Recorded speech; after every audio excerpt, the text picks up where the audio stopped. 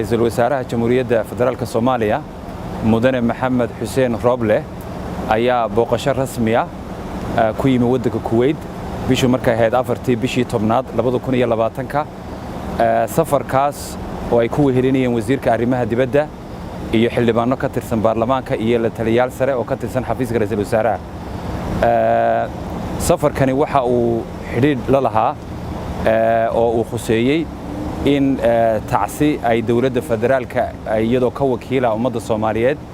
ay u gudbiso dawladda Kuwait iyo shacabka Kuwait geeridii naxdinta lahayd ee ku timi amiirka hore Kuwait Ilaahay ha u naxariisto Sheikh Sabah Al Ahmed Jabir Sabah oo horaantii bishan ku geeriyooday ama dhamaadkii bishii hore ku geeriyooday waddanka Mareykanka laguna aasay magaalada Kuwait wafdigu markii ay soo degeen maalintii ku xigtayba waxay markii hore booqdeen qabriga lagu aasay marxuumka amiirkii hore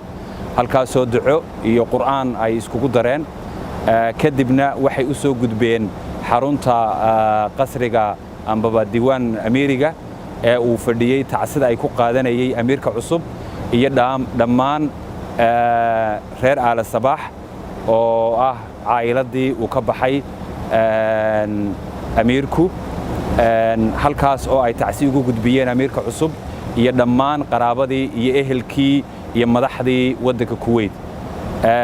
sidaas ba ayay hawshaasi ku soo dhamaatay aadna waa loogu farxay safarka dadka jaaliyadda ah ee Kuwait waxay u ahayd farxad inay arkaan madaxdoodii oo iyaga matalaysa xanuunka la qaybsaday walaalahooda reer Kuwait oo tacsidii u soo gudbiyay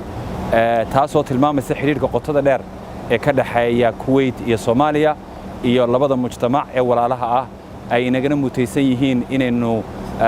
arrintaas u soo gallo ra'iisul wasaaruhu isagoo runtii aad u mashquula ku jira soo dhiskii dawladdiisa magacaabidiisa muddo yar ka sokayso ayuu ugu baxay safarkiisii ugu horeeyay dalka Kuwait si uu u dareenkiisa u muujiyo isagoo matalaya ummadda Soomaaliyeed gudaha iyo dibadba oo uu la qaybsado murugadaasi iyo xanuunkaasi walaalaheena dalka Kuwait booqashadii shalay markay dhamaatay tacsidii iyo quraan akhriskii maanta wuxuu ra'iisul wasaaruhu soo booqday safaaradda jamhuuriyadda federaalka Soomaaliya Kuwait oo uu la kulmay xafiisyada kala duwan uu u kuur galay shaqada kala duwan ee safaaradda u hayso mujtamaca la kulmay shaqaalaha diblomaasiyiinta iyo shaqaalaha caadiga ah ee safaaradda halkaas oo uu waqti wanaagsan ku qaatay